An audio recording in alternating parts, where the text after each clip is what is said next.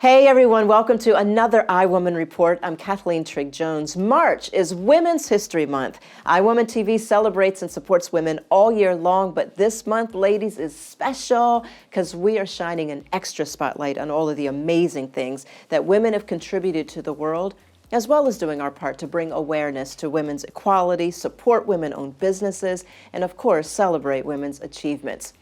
I have to say, I was really honored this past weekend to be recognized by the First Lady and Governor of Santander, that's in South America, Colombia, as a woman who inspires. It was part of their International Women's Day celebration. I have to say, I am still on cloud nine. Everyone was so amazing there. I feel really humbled to be honored in this way and so much gratitude. Here's some pictures from the event. Here I am with Governor Mauricio Aguilar Hurtado and his beautiful wife, Jenny Sarmiento. We're going to have a lot more on that later in the show, but right now we do want to send our thoughts and prayers to the people of Ukraine who are under attack by Vladimir Putin and the Russian military. Now, if you've been following the conflict, you know that women and children are also dying, and from what we hear, things could get worse before they get better. Millions of Ukrainian refugees are literally fleeing for their lives, taking what they can, and heading for nearby borders in Poland or underground shelters with very limited food or water. It's so disturbing to see these images here in the 21st century and the desperate pleas for the world to step in and do something to help. You guys over there in the world leaders, you are just watching this happening. Sanctions is nothing. Please protest, simple citizens. Please put pressure on your governments, on your presidents. Please let them know that you care. Another disturbing story that we're watching very closely at iWomanTV is the arrest of WNBA star player Brittany Griner of the Phoenix Mercury, who's been detained in Russia on a drug charge. Many of the female players who play overseas during the off-season go there because the increase in pay compared to the United States. WNBA players were advised to reconsider traveling back to the country in January, but the economic loss was not something that some of the women were willing to take, including Brittany, who was stopped in the airport for having what appeared to be a vape pen, which we understand is illegal in Russia. Well, there is concern that she is being used as a political pawn now. She's facing 10 years in prison. From what we understand, all the other WNBA players have made it out safely, except for Brittany. Her exact whereabouts are not known, but here's a photo that was released by Russian TV claiming to have been taken at a police station. Sports journalist Tamron Spruill spoke to CNN about Brittany's arrest and her impact on women's basketball. Brittany Griner is an icon. I would consider her definitely on the court. She's a champion. She's a gold medalist. She's won championships for the team she played for in Russia, Ekaterinburg. And off the court, though, she came out as a gay woman before even signing her contract with the Phoenix Mercury, where she's played her entire career. And that made a statement. She, wanted to live authentically. She didn't want to have to hide who she is. And that has been the real game changer in our society. As Tamron said, further complicating matters for Brittany is her sexual orientation, which Russia's not as accepting of. Brittany's wife expressed concern through an Instagram post and also thanked all of her fans, saying, "Thank you so much, everyone who has reached out to me regarding my wife's safe return from Russia. Your prayers and support are greatly appreciated." There is a petition on change.org calling for Brittany's safe return. I say everyone watching today, go on change.org, sign your name to the petition. We don't know if anyone's listening, but we at least will feel like we're doing our part. You can find the petition right here on your screen. We're hoping for Brittany's safe return, and we send all the love in the world to her wife, Sherelle, and the rest of her friends and her family. Let's shift gears now. I want to talk about Women's History Month, and a little unknown history probably for those of you who may not know, like me. Women's History Month celebrations actually date all the way back to 1911, believe it or not. International Women's Day was not officially recognized by the United Nations until 1975, and Women's History Month was not officially a thing until 1980. But since then, every single president of the United States has acknowledged Women's History Month at the beginning of March. President Biden acknowledged the importance of women, especially during this pandemic, and he vowed to continue to help move forward with the fight for gender equality. In my administration, we fight for equal pay, for affordable child care, for the right of women to make their own health care decisions, for the freedom from violence, for their basic human rights, for more opportunities to find a job, start a career, serve as leaders, and keep moving our country forward. That's the future I see for this country, and for what we saw at the Olympics this year, where women of Team USA represented all of us with dignity, pride, and that singular belief in possibilities. Happy Women's History Month. Hard to imagine that we have been celebrated as women since 1911, but we're still fighting for equality. So, I don't know, may the fight continue. I want to give a huge congratulations to Justice Ketanji Brown Jackson, who will be the first Black woman to serve on the Supreme Court if, I should say when, her nomination goes through. This is a really big deal, ladies, and a huge accomplishment, and the perfect bridge to get us from Black History Month into Women's History Month. President Biden promised he would appoint a Black female to the Supreme Court should the opportunity arise, and it did, and he did. I loved hearing Judge Brown Jackson's acceptance speech, especially when she spoke so passionately about what it means for her as a Black woman. Today, I proudly stand on Judge Motley's shoulders, sharing not only her birthday, but also her steadfast and courageous commitment to equal justice under law. History in the making. Well, this year's theme chosen by the International Women's Day Committee was Break the Bias, which aims to not only acknowledge the biases women face every day, but also encourage people to take action to break it. Here's a clip from the International Women's Day organization explaining what a bias-free world would mean for women and girls.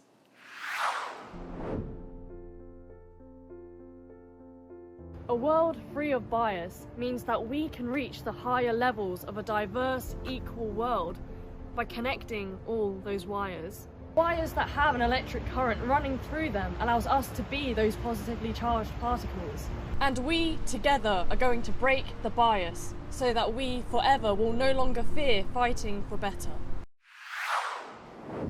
And you can help support iWomanTV's mission to break the bias in the entertainment industry by supporting our women-led, women-run film festival this month. Yes. Everybody, come on, give it up, give it up. We have our second film festival here at iWoman. We're on a mission to put an end to discrimination against women and girls in front of and behind the camera by showcasing nearly 100 short films written, directed, and produced by badass females. Yes.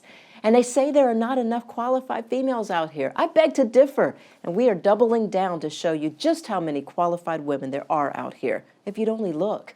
This is our second year partnering with the New York Women in Film and Television on their 5th annual Online Shorts Festival. You can log into iWomanTV right now, but don't, because I don't want you to leave me. I want you to keep watching the rest of our show. But right after this show, I want you to please head over to iWoman.tv, log on to our film festival page, and help support all the amazing female content creators that we have been blessed to be able to feature on iWomanTV. By supporting our film festival, you're also helping to keep female content creators working. I am personally giving a cash prize to the first, second, and third most viewed films this month. The most viewed film will get an Audience Choice Award of $1,000, and the second and third ones will also receive a cash prize. Does anyone out there want to, contribute? Because we can up the ante. Right now it's $1,000, but hey, if you want to, give 5, 10, 15, let's keep these female content creators working and creating this rich, amazing content. iWomanTV is not the only place determined to uplift women, though. Women's Day is a global celebration. The United Nations Women's Executive Director sent out this message in honor of the leadership and courage that women have exemplified this year. On International Women's Day, we celebrate the power and potential of women and girls. We recognize their courage, resilience, and leadership. We mark the ways in which we are making progress towards a more gender-equal world. Hundreds of events were held globally around the world for International Women's Day, where women were able to talk with each other and have productive conversations about breaking the bias and what can be done for women now and in the future. Here are some of the ways that women of different countries came together for the day.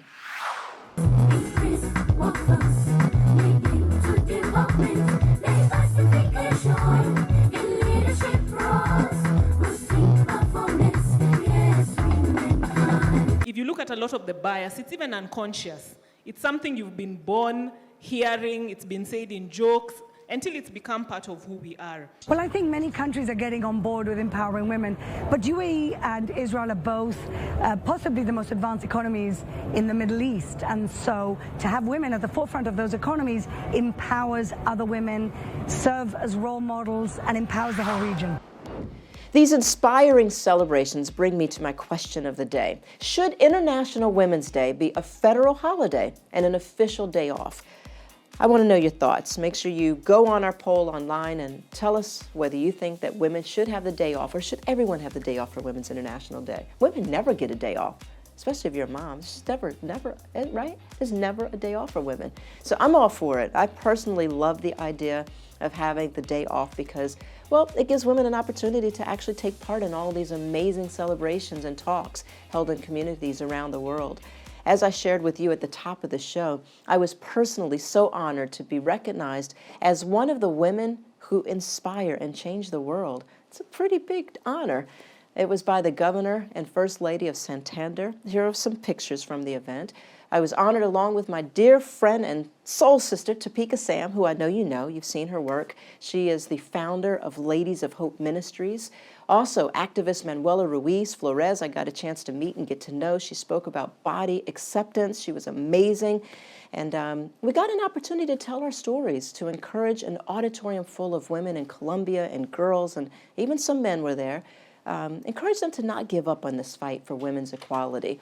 A huge shout out to the global creative economy and founders Giselle Allers and Sally Davis, who made this weekend possible. The event was centered around how to end gender discrimination and violence against women of Colombia, which is a huge problem there, not unlike the rest of the world. I have to say that it was heartwarming to see just how committed and serious the governor and First Lady of Santander are about women's rights. They've even appointed a Secretary of Women in Colombia, an idea I absolutely love. In fact, President Biden, if you are listening, I think I'd make a great Secretary of Women. What do you think? I don't know. I think our country should do the same, and I will gladly make myself available, Mr. President, to represent you. Anyway, all right, well, that brings me to a new segment that I would like to close each show with, and that is our Empower Her Minute.